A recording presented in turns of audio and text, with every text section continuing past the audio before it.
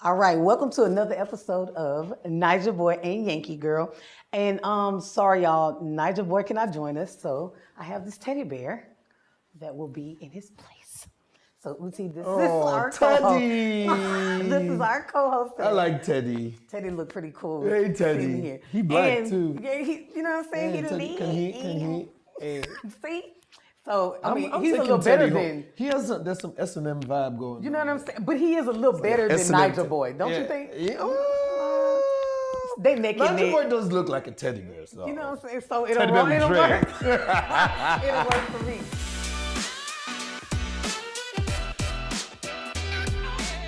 So I'm here with our very good friend Uti. He is a philanthropist.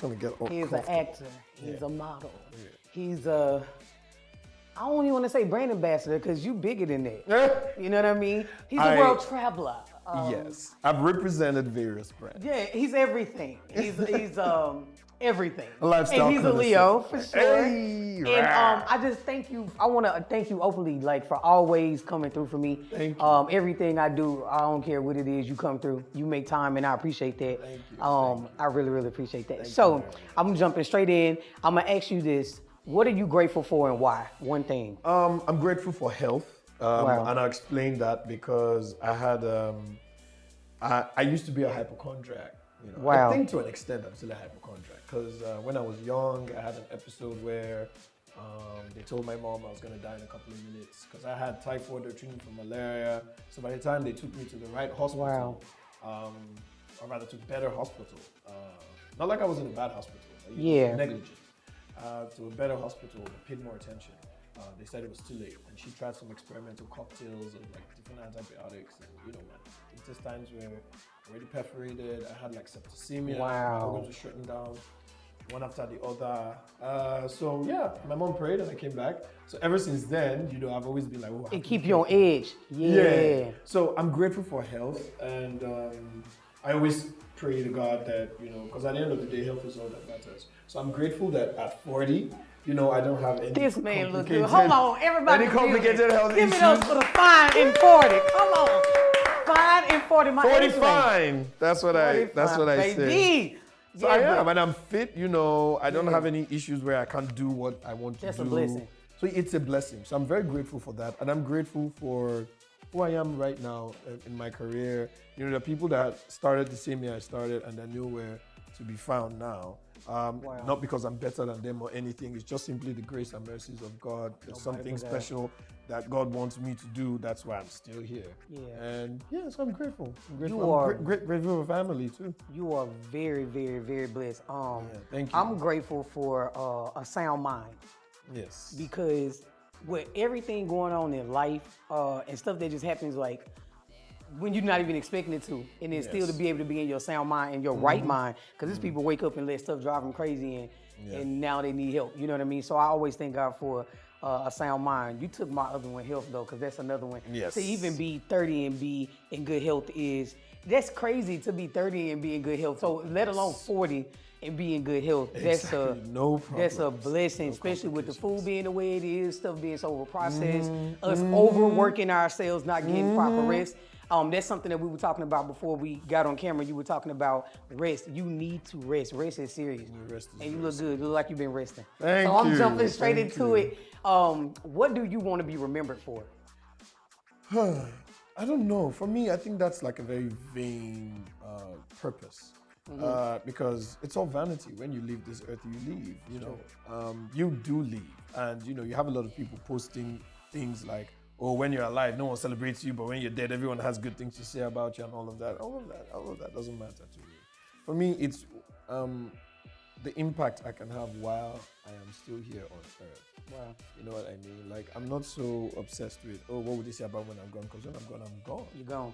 I'm gone. We still don't know what happens when you die. That's true. Christians say, oh, you go to heaven or hell. Other people believe that, energy cannot be destroyed. It transforms from one version to another or state to another. So we can't say what really happens. Even people that say, oh, I know you're watching down on me and all of that. I love to, as a Christian, I'm forced to, or as a spiritual person, as a person who believes in God, because now a lot of people have bastardized, Christianity. As a spiritual person who believes in God, as someone who believes in love religion, which is what Jesus Christ was trying to say, love. Yep, love. Yes, I have no choice, or rather, I've made a choice to believe in God and heaven. So, do you really think that you'll be bothered about who you were when you're when out I'm there? out, don't give me no stress. Exactly. I think heaven will be a place of rest where this world will be like, oh, thank goodness I'm out of that struggle. Yeah. So I don't know. It's about the impact I have on people while I'm here. If they choose to remember me, that's fine. I don't care how you choose to remember me. For me, I just choose to treat people with dignity, with love, with respect, as long as they treat me well. Right. I try as much as possible not to dish out evil for evil, because that's not love. Reciprocity, it's not. Exactly. Yeah. So I would rather just distance myself if you are trying to treat me bad. But the lion in me might say one or two things. I was about to say something. That's the thing about a Leo. Okay, y'all, we're going to make this whole Leo edition because me and both are Leos. You're an August Leo. Yeah. I'm a July Leo. And something I learned about my mom, she was an August Leo. Yeah. Y'all do have the patience of Jesus Christ. But when it is crossed, y'all do. Y'all do have. Yeah, for a long time. Yes. But when it's done, it's done. When you cross it, it's done. It's done. And it's true. So I must say this. It's a good thing in the bad thing. Good and bad. It's good and bad, but the patience that you have, even the longevity. If you love somebody, we'll be very patient with them. Very, very patient with them. It'd be over the top. That's obviously. But when they line come but out, it cannot be tamed. You're done. It's like, and you just said something about you rather split away, because that's one thing I've learned about myself. It took me a long time to learn that. I was like, dang, why? It's not that my sister used to say I was running. It's not running. I want my peace. I want my peace. And I don't want to say something that I know would damage you. Would damage you, because we know how to spin them words. We dig in the bottle. Yes. So I'd rather not. Like, even when I'm trying to be decent, I come up as being harsh. Why do people take us like that? I'm going to tell you what it is. We are in a sensitive society, sorry society. Yes. We are in a very sensitive society, and a lot of people are not used to people telling them the truth. Yes, they're not. So you can imagine when you're now angry, I'm like, I'm already being accused of being brash or for being brash. So let me just respect myself. I might just give you a dose, just pop, pop. Yeah, to let you know not to play with me. Walk away. Yes. Exactly. But then, so back to your question, I don't really care how I'm remembered. I just care about how I can make people feel while I'm here on earth. What made me ask you that is because you do a lot of philanthropy work. You give back to widows. That was one thing that touched my heart. You do that relentlessly, with help, no help. Whether people donate, don't donate. You don't even ask for nothing, to be honest. You do it on your own. Yeah. And I see, even past that, giving back to designers, you do that a lot. Yes. You actually helped me with my mission last year. But outside of my mission, you do this a lot. Yes. You give back to the community in every way you can, especially young people. And that's what made me ask, like, what do you want to be remembered for? If I were to remember, you would be most definitely your love and your loyalty. I would say for sure, because you are most definitely both of those. So I wanted to dig a little deeper and ask, what was one of the greatest accomplishments you had in your acting career? The acting career... Something you're super proud of. Oh, I'm super... Okay, so I've done a couple of movies. Not like... I don't think I have up to 100 movies under my name, because I'm not that person. You saying it like it's just like, one movie is a lot. No, because... Get yourself trust me, in Nigeria, that is the norm.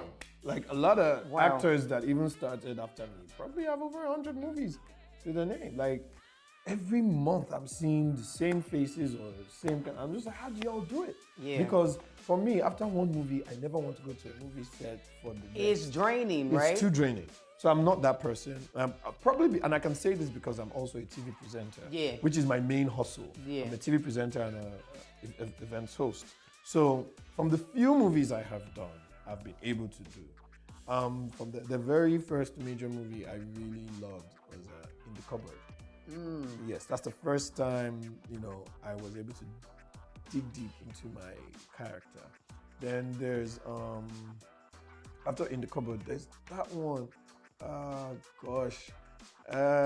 Anyway, I played someone, I don't want to ruin it in case they haven't. Yeah, but I played a very interesting character that started out as being very innocent, but at the end Was this the one you were super stylish on? It was one time Then that's I was the one- texting, you was on set and sent me pictures, and I was like, Yes, that's the Aki and Popo. I'm very proud of it, even though I don't like to watch it, because I don't like to watch myself when I play eccentric characters. Because I'm like, oh gosh, but everyone loves it. dude, I loved every outfit. Like, Breathless is the name of the one I was trying to remember. So there's in the cupboard, there's Breathless, then there's Aki and Popo.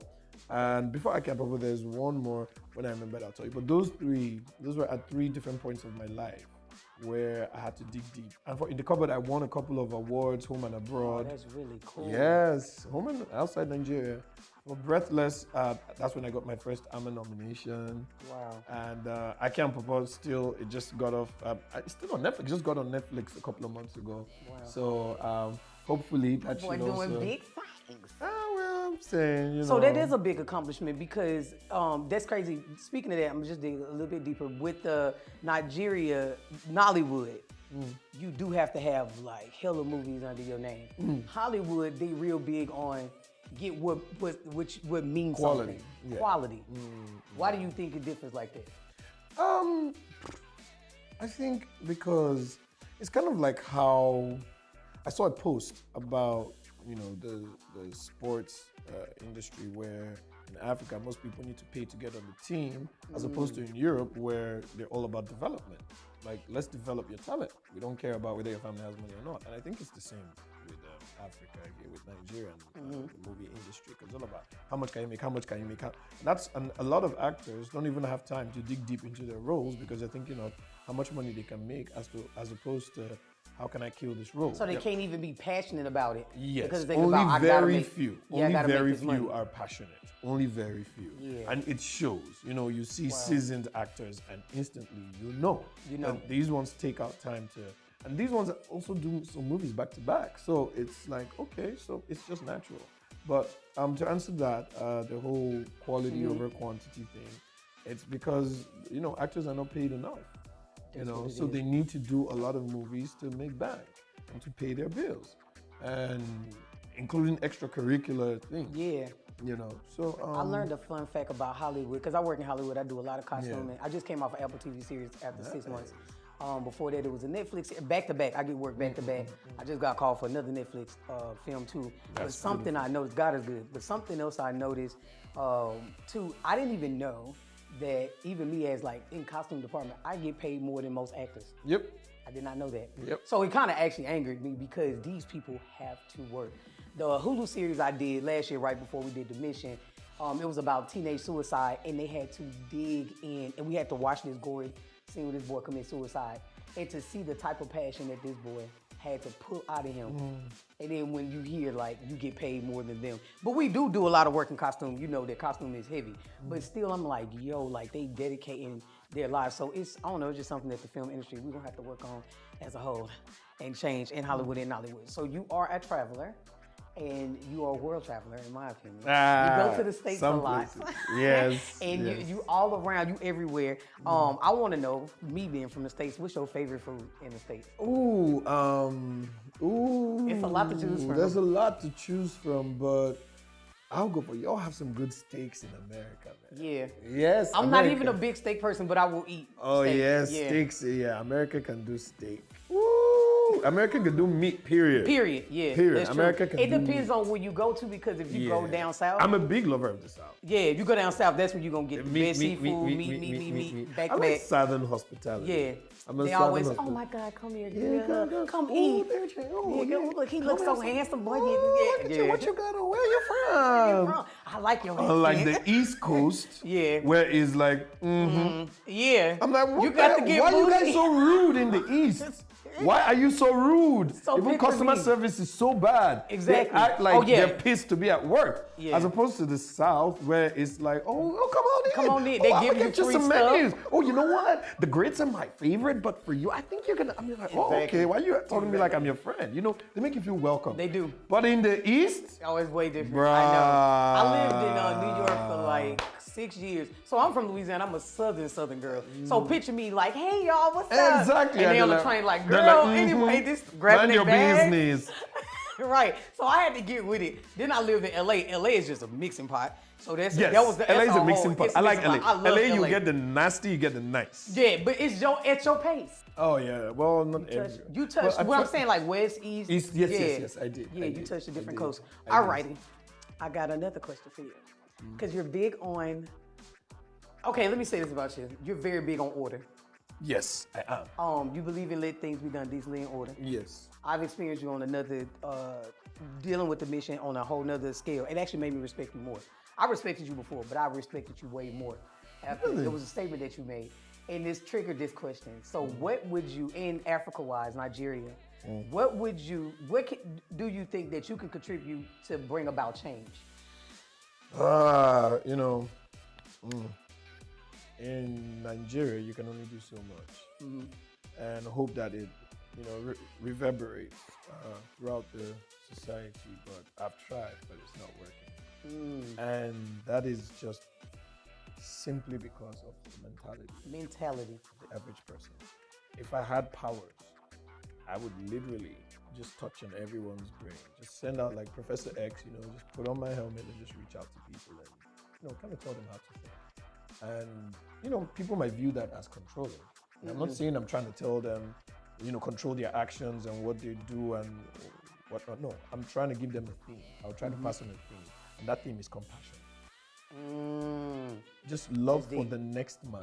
Because when you have compassion and love, it terminates all our ills. And the major ill of our society, or the major ills are greed, number one. Yep. Selfishness. Yep. Covetousness. Yep. And Uti, I would say I would this, like to take that away. and me being an American, sorry to even cut you out, because that did something to my spirit. Yeah. Black people in general, Yes. we curse with that. Like, it's just like, bro, where's the compassion? Where's the compassion? Black people, and I hate to separate races, but it's the truth. But it's the truth. If you look at a Caucasian, they can hate each other guts. Well, But when it comes down to connecting the next, I got you. I got you. They mean sis. When they say sis and bro, they mean that in action.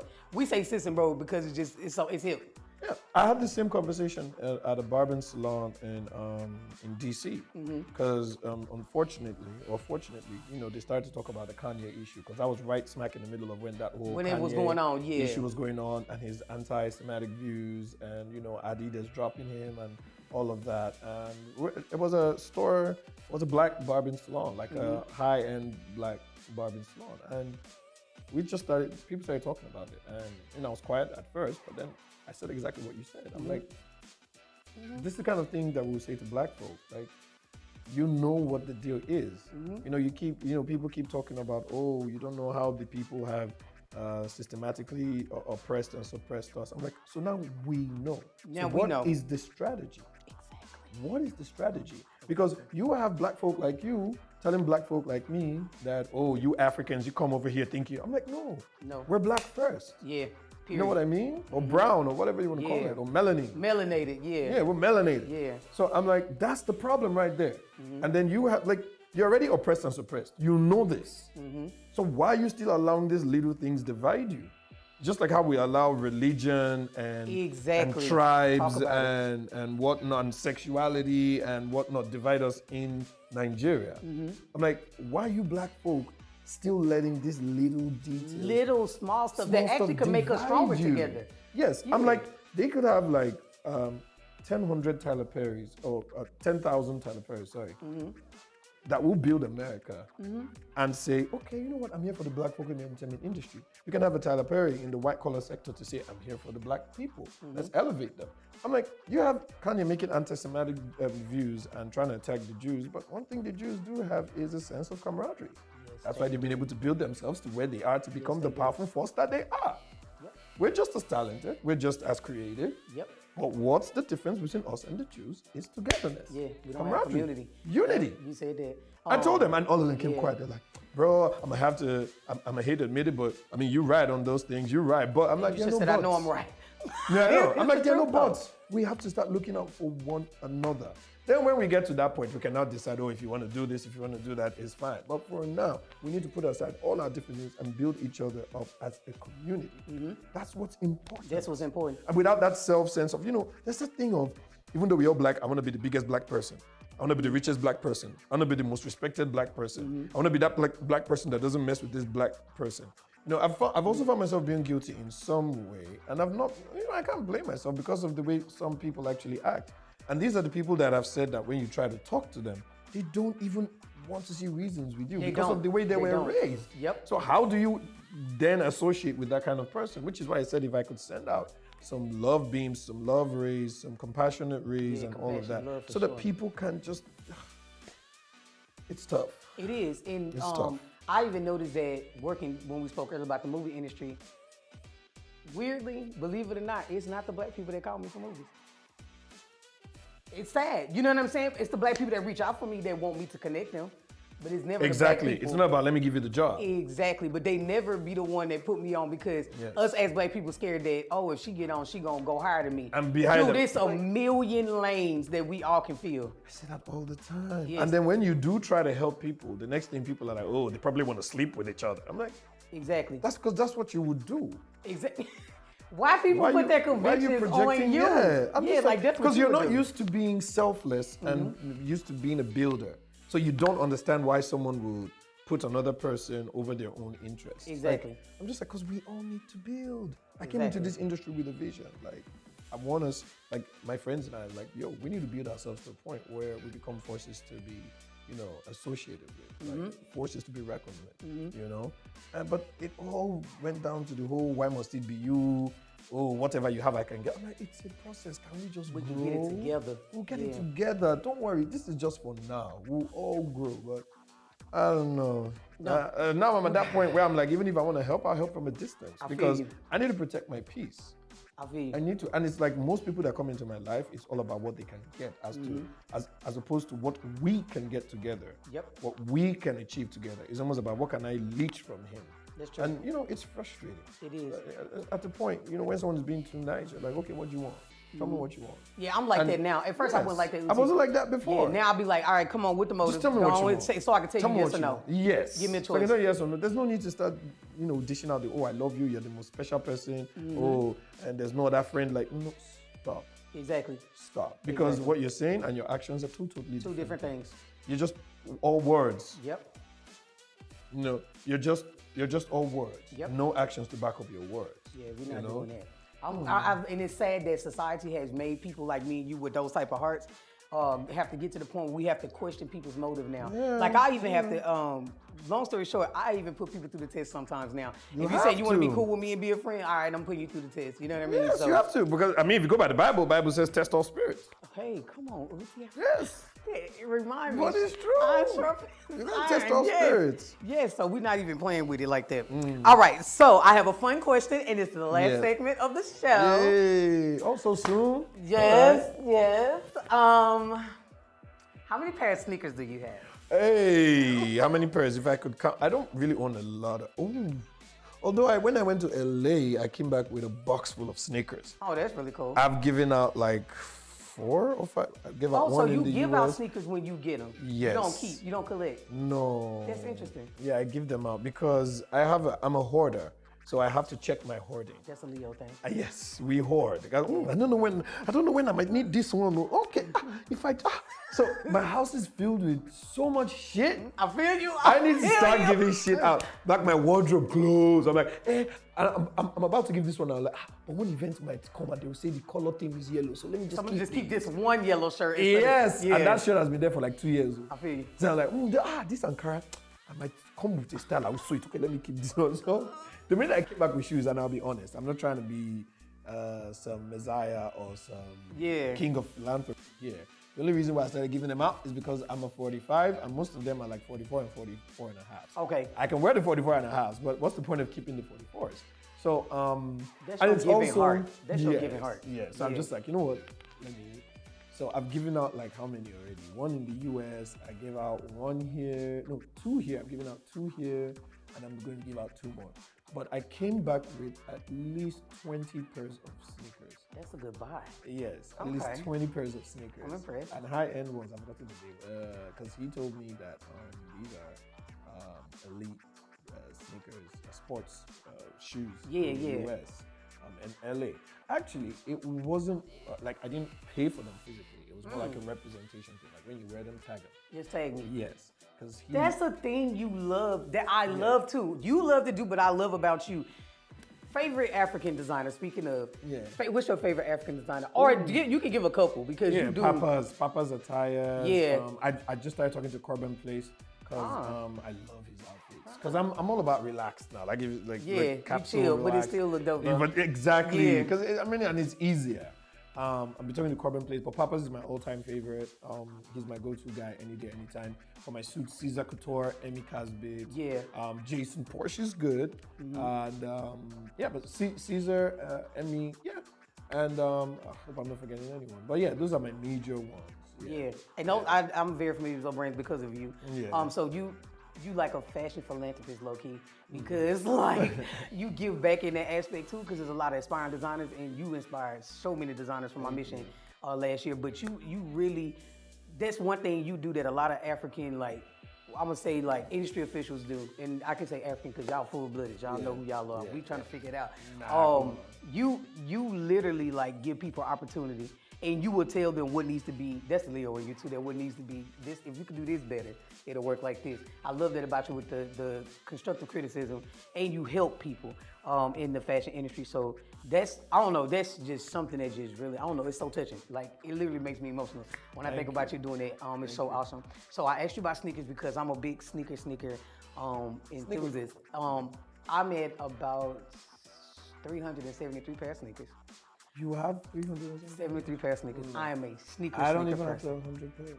I mean, you're gonna get 100 pairs. You keep hanging with me. I'll get you there. If I take out the 20 plus, because I know it's over. You like shoes, or you like shoes overall, or sneakers? I like shoes because you wear overall. fly shoes. I like so shoes if I'm saying overall. if you do shoes overall, you probably got me beat. Yeah. No, overall, like I would like dress in boots, sneakers, like you into boots. all of I that. like the heel boots. I like that, and I went from I'm never wearing that to okay, not bad. Yeah. You know. So I love boots. I like sneakers. I like the shoes with the huge soles. Yeah. Speaking of sneakers, I have something for you. I was like, okay, so that's part of the art. This is the card. But I didn't want to be too forward. You read that later. So To this Uti, box. now I'm already here. A big thank you. A true gen you are. Thank you for believing in our NaijaBoy YankeeGirl podcast. Yes. Thank you for being a guest. I pray that God continues to elevate you sincerely. Tasha and Simeon, NaijaBoy and YankeeGirl, # amen. My brother, our brother Uti, thank you so much for always coming through. Thank you for your love. Thank you for your dope style. Grace, you're a tough actor for me. Oh, you are. We love you. Thank you. So this brand, I love you so much.